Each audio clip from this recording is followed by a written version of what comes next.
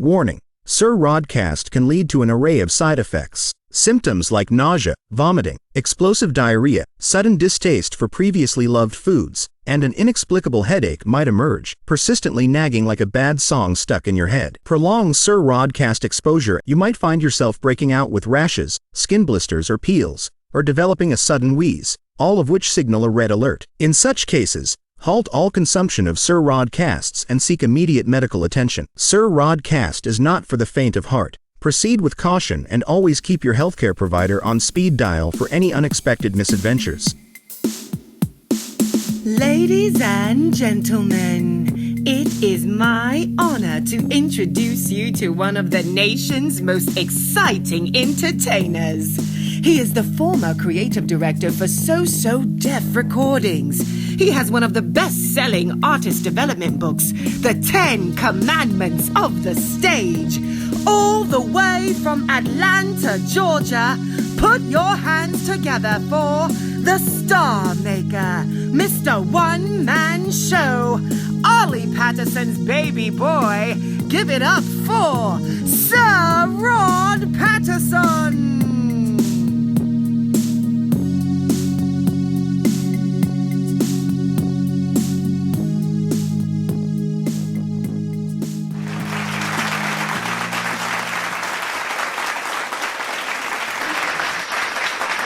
Welcome to another episode of the SirRodCast. Yes.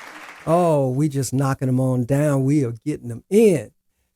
I hope everybody's doing fine out there and got a lot of things in store for you.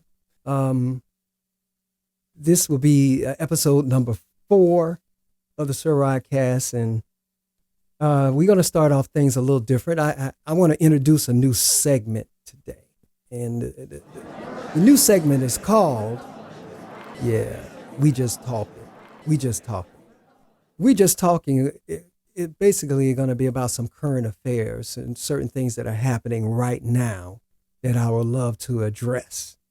And what I want to talk to you about right now is, I don't know if you guys are tuned into Netflix, but there's a new episode on there that I've been watching that just had me mystified. Baby Reindeer. Yeah, Baby Reindeer. That show is a trip. If you haven't got a chance, check it out. Baby Reindeer on, it's kind of wild.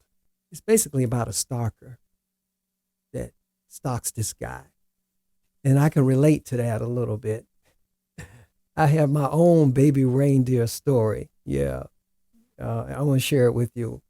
I'm going to change locations and dates and times. So just like in the real Baby Reindeer, people are trying to look up and find out who this person was. So I don't want you guys out there trying to figure it out.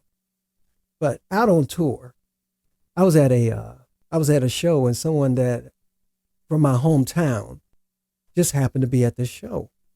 Out of town, that was like crazy. We used to date when we were in middle school years ago. And it's been many, many years since I've seen this person.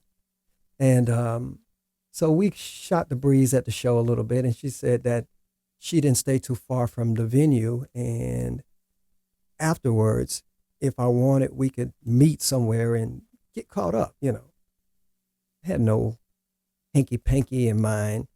It had been many years, and she had evidently changed, and I guess I've changed too. But, so I said, why not? There's nothing to risk at that. So exchange numbers, and so back at the hotel, I get a call saying that she was having car problems, and if I could come by her location, she could cook a home-cooked meal instead of trying to meet and do road food. I was like, it's okay. Why not? I get there, and we're talking, and there's nothing suspicious, anything going on. But at one point, now this is back in the day when they had photo albums. This is before the cell phone thing. Photo albums going on. And she said she wanted to show me some photos. I said, cool, that's fine. Show me some photos. Well, she pulls out 2 big photo albums. Big. And she's flipping through, and then I see some of her family and people we grew up with and some photos of people she dated. And I said, wow, this guy you dated kind of looks like me a little bit. She said, yeah, he does a little bit. And then she kind of flipped out, turned another page, and there was a photo of me. I said, oh, wow, you got that old photo? Many years back, you got that old photo. And then she flipped up another one. There was a photo of me running track. And then she flipped over another page, and then it was more photos of me doing shows and news clippings. And then she flipped over another one, and then it was a photo of my mother and my grandmother at my grandmother's 50th anniversary. And she had all these clippings. And then I realized then that I might be in trouble. It threw me off. This lady had books of me. And then I started thinking maybe this was no accident that she was at my show. So at the end, my mind started thinking, because I'm thinking, this was before the movie Misery, but it was a misery situation. Nobody knew where I was at. So I said, look, they want us to do an early sound check. And I just got the message. And so I'm going to have to cut dinner early, and I'll call you back. Man, I was so happy to get out that door. I jetted off. And I never, ever, ever, ever will put myself in that situation again. That's what I think the Baby Reindeer thing is. You would think it would be from people like me who are entertainers, who was exposed to a lot of different things. They would get stalkers. But this was about basically a regular guy being stalked. And so be careful out there. And also, you can't feed into it. You can't feed into it. You can't be mean. Still to this day, I get potential stalkers all the time online. Every other so months or so, somebody will come onto my Instagram, Facebook, Twitter, and like every photo I ever posted. And then they send a friend request, and then they send a direct message. And that's not normal behavior. It might be extreme fan behavior, but this day and time, you never know who's unstable. So you just can't play into it, unfortunately, because you don't know what you're dealing with. And unfortunately, that has expired a lot of entertainers and other people's lives. It expired their birth certificates, I like to say, because they didn't think things through. And some people you have to handle a little more delicately. So that was my Baby Reindeer story. Now the next segment of the program is, it's time for the good news of the day. Good news and blues news. But first, real short, real simple and sweet. In the good news section from the Good News Network, said check it out. One thing I wanted to point out today, there are new rule requirements for U.S. airlines to give automatic refunds for canceled or delayed flights and late baggage in the U.S. All the airlines have to abide by these rules now, which is awesome. It was a lot of frustration out there and angry folks, bags not arriving, I remember last year it was off the chain. I mean, one of the airlines, it was like, I think it was Thanksgiving or one of the holidays that they just dropped the ball. And I remember just before COVID hit, it was just like I had bought an airline ticket, supposed to be going to Memphis, I think, was flying in somewhere for the Blues Doctors thing. And all the shows, Chicago, I think. All the shows got canceled, and I postponed my flight and never took it. And it's like $200 and something odd just gone in the ether. Probably my fault. I should have contacted the credit card people, but we didn't know how long COVID was going to last. And so we thought it was going to be like a short little thing. Obviously, you know the rest of the story. So that is real good news that that the government is locking down on some of these things. And it's good to get compensated for the inconveniences. So I think that's good news. Now let me give you some blues news. Yes, blues news. What we got in the blues news section? First, there is a festival. That's coming up in the blues world. All right, I pulled this last night from one of my blues contributors on Facebook. There is the 11th annual St. George Blues Festival, Fort DuPont, and that is Saturday, June 1st and Sunday, June 2nd. John Pierre. So that's going to be going on in Delaware City, the St. George Blues Festival, Fort DuPont. I guess that's the address. I don't know where that is. Anyway, I'll post it on go to the Instagram, SirRodCast Instagram, and you'll see the actual poster on there because I'm chopping it up. I don't have my glasses on. And it's on a screen too far for my little bitty eyes to see. But anyway, that is a blues festival, and that sounds like another one that SirRod and the Blues Doctors need to be a part of. Maybe we'll be on the 12th annual one. I know all the festivals are booked up for now, but maybe next year. Go and check that out if you're in the area. I think that's in Delaware. Check that out. So that's all we got for the blues news section. And this brings us to, ladies and gentlemen, I'm going to be introducing a new segment to the program. When I first started the very first episode, I said that you, my viewing audience, were going to be dictating how the show is developed. And what I'm going to share with you now is the top posts, my social media posts. But I make these motivational posts, and some get a whole lot more reaction than others. I decided to pull out the most current one that people are reacting on, surprisingly more than the others. And the actual post itself, I will be uploading onto the SirRodCast Instagram page. And by the way, follow and like and share this podcast as well. So I'm going to share with you the post of the week that's getting a lot more traction than others, which is surprising to me because I made this post. I made a post maybe about a year or so ago, maybe 2 years now, originally on TikTok, but then I shared it on Instagram. And it was basically a post about humbling yourself. You see, I hang around a lot of musicians and a lot of flashy people. And in my life, I run across people that some people tend to like to show off, brag, if you will.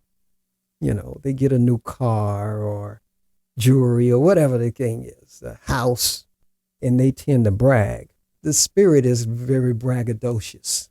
Anyway, I made in my post that you got to be careful when you just brag to people because you don't know where that person has been in their life. Like myself, in all my dealings in performing, I meet a lot of circles. And one of the people I was doing some work for was a basketball player who played in the NBA for like 16 years. And some of those years, this NBA player was making $23 million a year. Now, I went to his house. Now it's hard to describe what this man's house looked like, but I can put it in the ballpark of a castle. You know how you have those segways? His living room, you would need a segway to kind of just go through it. All marble floors, just chandeliers, everything over the top. And his basement had a full, like the bar Cheers? You know how they filmed that movie in Cheers, the bar? Well, just imagine that bar being someone's basement. I mean, the full bar. I mean, it was like a restaurant bar. It was his basement. That's where he did all this entertainment with the pool table. It could have been a bar. All he had to do was put a sign out. So when you expose, and then in the garage, there were the Bentleys and the Porsches and all that. And I don't know, 8-10 car garage. So when you go to someone else's house, your friends, and you want to celebrate them and you want to be happy for them. But if they come off a little braggadocious, you got to be careful. I got a friend that got a $3 million house. Very impressive. Very impressive. That's a nice house. My house is nice, but it's not no castle. And $3 million will get you a real nice house. I guess if you went out in the woods, it could get you pretty close to a castle, but not NBA 16 years, $23 million a year castle. Even him, the $3 million man, have to humble himself. There's always going to be somebody that's going to.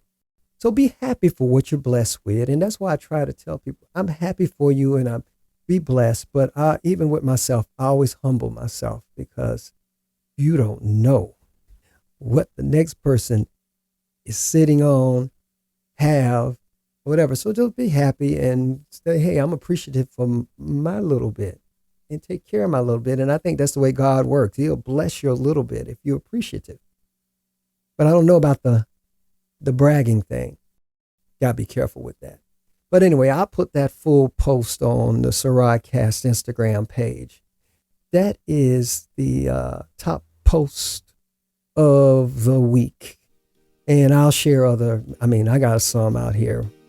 So the subject could be anything. But for some reason, people are gravitating towards the be careful, don't brag. Humble yourself. You ain't got to be sad looking and, oh, I'm so glad. But just be thankful for what you got and bless people for what they have. But don't brag. Don't do that. And this brings us to the next segment, which is one of my favorite, and that is, this brings us to Numbers Talk. Yeah. This is part 3 of the SirRod 333 story and how this number led me to doing what I am currently doing. You have to go back to the 2 more episodes to catch the beginning of the story. Ending where we left off on the last episode, I end up coming to Atlanta, and I came after contacting the Hilton, got the job at the Atlanta Hilton and Towers, and that's where the real journey really began, because I left St. Pete after my 3 angels told me I should be in Atlanta, called, now I'm in Atlanta. And things started falling in place immediately. I was working, when I got here, I was working 11 to 7 shift. 11 at night, you're a newbie, so they put you on 11 to 7 shift, which most time as a bellman, that's the least amount of money you're going to be able to make because all the activity happens in the day.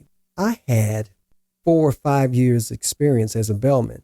So when I hit Atlanta, even 11 to 7, I made more money than I was making during the daytime in St. Petersburg Hilton and Towers. My hustle was strong. I made so much money that I was able to fly back, grab my fiance at the time, get an apartment, move. I was sleeping, when I first got here, I was sleeping on my cousin's couch. I told him all I needed was 30 days. He gave me that 30 days, and within 30 days, I made enough money to fly back, move into an apartment, move her up, rolling ever since. And then within 2 or 3 years, we had our first house. Then our second house. I mean, everything was falling into place. It ended up being a 12-year journey because there was a lot of little things that I pulled a complete story in here, all the little details. See, while I was a bellman, I also was I was in school for graphic design. And around the time that those 3 angels appeared to me in the St. Pete Hilton and Towers, I was just about to graduate from getting my graphics art certificate. It was an adult education certificate anyway for graphic design, but I passed it. And around that time, that's when the angels showed up. I made the call. Everything fell right into place. So bellman in Atlanta with an art degree in graphics, I started knocking on doors, And I still had this desire to sing and dance and do everything. I wanted to be a performer. And so I started in Atlanta. There was a lot of music conferences, music events, because it was the mecca for hip hop. Jermaine Dupri, all those people was up here.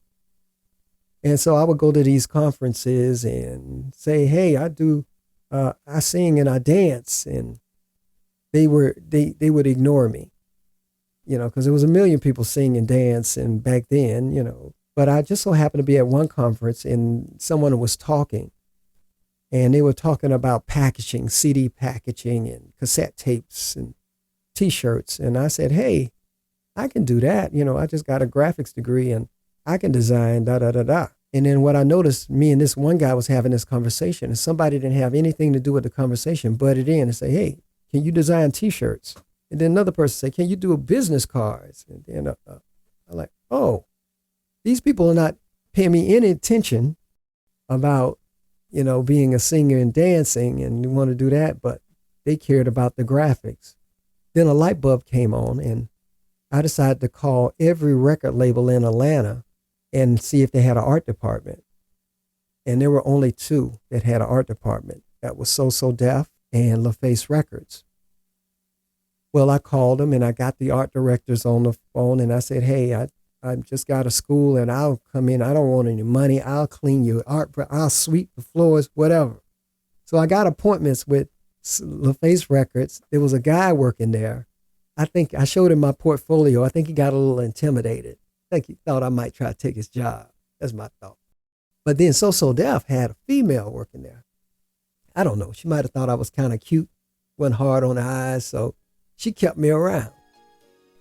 And the rest is kind of like history. I go into a little more detail on other videos, but things worked out where she ended up leaving the So Def and I ended up getting her job.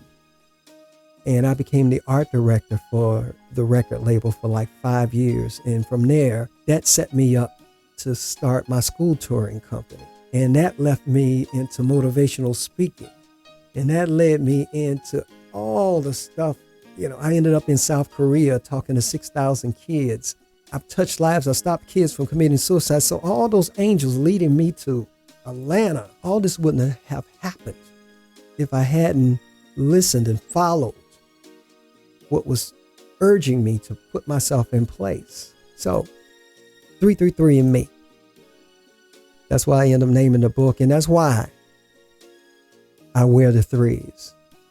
That's the end of the story. Check out the book. We're going to be doing other numbers talk, all kind of number talks. So like right now, the numbers comes in waves. And the latest number waves 444 everywhere. 444. Well, I'm going to dive in and see what the meaning of 444 is. And if anybody else out there is seeing 444, SirRodCast at gmail.com. Send us emails. Give us your number story. SirRodCast at gmail.com. Got plenty of number stories. The next one we're going to look into see what 444 mean. I've been seeing that a lot. Anybody else out there been seeing it? Let us know. And this brings us into SirRod, what you're doing. Hey, SirRod, what you doing? What is SirRod doing? Oh, we got a lot of things going on. We're going to jump ahead. I reported, I got some stuff coming up before this, but I really want to touch base with, first we got to address the elephant in the room. I got my official SirRod hat on. I wear this from time to time in different shows that I do. I decided to put it on because I wanted to. What is SirRod doing? Listen, why I'm jumping ahead, we got I was invited to do a performance, and it's not my first time. I've done this over the years a lot, but a lot of people don't know this. I perform in prisons, and so I'm going to be performing at a prison, a women's facility in September, and also SirRod and the Blues Doctors. They working on I think some kind of live recording at Parchman Prison in Mississippi. So that's going to be pretty big. And I did a post, and that got a lot of traction as well. I did a post about when I go to these ministries, these different ministries that go into the prisons, and they'll have, you got your regulars that do it all the time. And then you got people who are just invited, and they feel a calling to jump into this arena, to go in and preach to the prisoners. And where I come in at is they provide entertainment for the prisoners. And then after the prisoners are entertained, they give them some food, entertainment, and then they preach to them. They give the word to them. And so it's kind of hard because it takes a certain kind of performer to be able to reach a diverse crowd of people, because you got to think about a prison population. You got young, old, different ethnic backgrounds, and different music tastes. And God, I feel blessed that I'm able to do it because it will blow your mind. And I knew I had a gift. The very first prison, I did one in Alabama one time, and we was in a pod, and it had to be about 40, 45 men in this one pod, looked like. And it was, like I said, guys with tattoos in their face and arms. And I started doing my thing, and I do a Motown review for them. You can't go wrong with Motown. Everybody know My Girl and Ain't Too Proud to Beg. And it's nothing like seeing big, strong men with tattoos in their face and on their head, and black, white, Puerto Rican, everybody singing my girl, talking about. It's a beautiful thing. And I knew I had a gift then. And I've been rolling ever since. Back to what I was saying, the volunteers sometimes look nervous. They like a word, like in the parking lot, they act one way, but once they get around the prisoners, oh, they're nervous, or they a little extra something. I don't know what to call it, but it's just extra.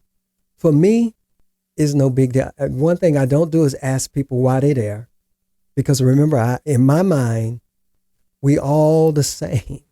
They just got caught. There's no telling what, we all from the same pot of stew. So I can't think of myself higher than them because they are here.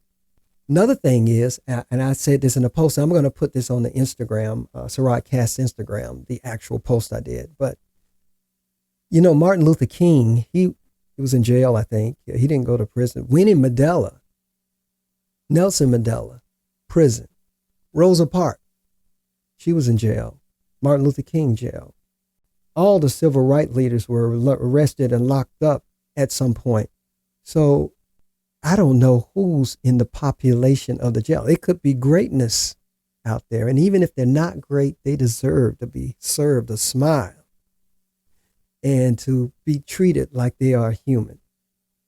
And so I'm not nervous around any of the prisoners or anything. It's just people that just have to be locked up. And hopefully they get out. And hopefully my light shining in that dark place might be the thing to help turn their world around. Just a kind word and a sincere hug if they need it. And what's wrong with that? So I just wanted to share it. SirRod and Blues Doctor is going to be recording in Parchman Prison sometime. I don't know. I'll let you know the exact date. And then here in Georgia, I'll be going to a women's facility. I don't have the name with me right now. I just want to give you the heads up that this is what I do. And this brings us to the final segment of the program. And that is back by popular demand. Many requests. Time for the joke of the day. Yeah, joke of the day. Now we're going to do things a little different. I got to put my spectacles on. I'm reading from the Joke Bible, Joketopia. We're going to do things a little different. Back in the day, Johnny Carson used to do this, and I think it'll be appropriate for the joke of the day.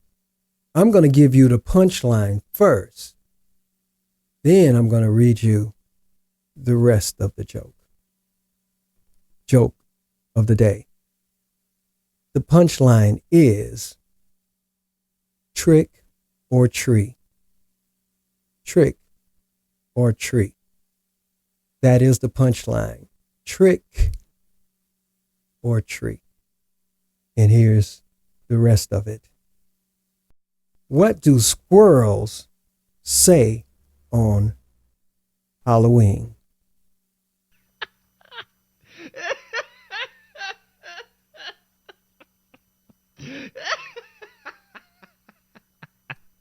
Trick or treat. Trick or treat. Yeah, I know. What do squirrels say on Halloween? Trick or treat. Ladies and gentlemen, that is the joke of the day. The views expressed by Sir Rod and his thoughts are not necessarily the views of this organization, channel, the state, county, or anyone else in the world. Furthermore, the advice given is not to be used as legal, spiritual, or for exorcisms. Please consult a lawyer or rabbi for legal or spiritual advice, and for exorcisms seek a Catholic priest. Ladies and gentlemen, that brings us to the final segment of the program. Just my thoughts. Just my thoughts and the recap. My thought of the day is there's been a barrage of rappers battling online. Kendrick Lamar and Drake, and I think it was some other rapper got devastated with some, I forget the name of these rappers. I don't really follow like that, and I think that's a good thing. But what I'm amazed at is the happiness to hear two brothers tear each other down. And I guess that's the rap game, I guess. That's an awful game, I think, because I just don't like the energy. You know, I guess I'm old school. I'm for brotherhood and bringing things together. And it's just amazing to me that people's ears perk up for negative stuff. And that's why I know that this podcast thing is going to be slow going for me, because it's on a positive tip. I'm surrounded by peace and love. That's what I want to put out. And I know what I'm competing against. I'm competing against twerking. I'm competing against the cussing and fussing and putting people down and political divisions and just anything festering and negative. It is tickling of the ears that these people love. But I just want you to think about this. If your ears perk up for things like that with the Drake and the Kendrick Lamar fiasco, and if your ears perk up for that and you're happy, that's kind of like what I consider, if your mind gets happy over what I consider mental junk food, you might want to try to start changing your mental diet and start feeding on some more positive stuff. But you'll be amazed how that food, that mental junk food, makes it easier for depression to set in, and jealousy and anger issues, and all that's from that diet. This is my thoughts now. You heard the lawyer's disclaimer at the beginning. These are just my thoughts, that if you fester too much on that stuff, it'll start affecting you. You know, that old saying, you are what you eat, your mind is what you think. You know, if you're feeding it junk food, it's only going to regurgitate what you're putting in it. I just think it'd be a better way to get attention, but it's hard out here. I see, people people are doing anything for attentions, and it's just sad. Female rappers have to do to get attention. But do they really? You know that there are 8 billion people in the world. I believe that with 8 billion, you've got super fans. Every person that has a dream to try to do, there's 1 million super fans for each person trying to do something. At least 1 million super fans. Every singer, every dancer, every ballerina. You don't have to go the negative route. It's a quick fix, but at what cost? And the girls, the females out there, I call it, they'll start off with a swimsuit and they'll get a lot of hits. Then they show a little more skin. They get a little more. Eventually, they have to keep feeding the machine. Eventually, they're doing things that will ruin their career because the internet is like a tattoo. And I try to tell this to young folks in the school when I go speak to them. It's a tattoo that once you put it on, you can't get it off. It ain't like a tattoo would be easier because you can get a laser and take that off or get skin removal. But the internet, I don't care what they tell you. It's out there somewhere. It lives forever. So be careful what you're posting and what you're doing and what you're taking in, what's tickling your ears. All right, I'm getting ready to wrap this thing up. I just want to share my thoughts. Listen, reach out to me, SirRodCast, if you got any thoughts or any commentary about what I'm saying. If you think I'm dead wrong, I might be wrong, I might be right. It's just my thoughts. SirRodCast@gmail.com. Also, like and share this. We got to grow this. I have to have an audience before I start bringing in guests. So, like, share, send me suggestions. I'm going to go ahead and wrap this up. I want to thank you for your time. I want to thank you for your attention. Most of all, I want to thank you for listening. You didn't have to, but you did. You gave me just a little bit of your time today. Now I got one suggestion for you. Go out and find something else better to do. Get out in that world and go get it. And then let me know what you did. Peace. Have a blessed day.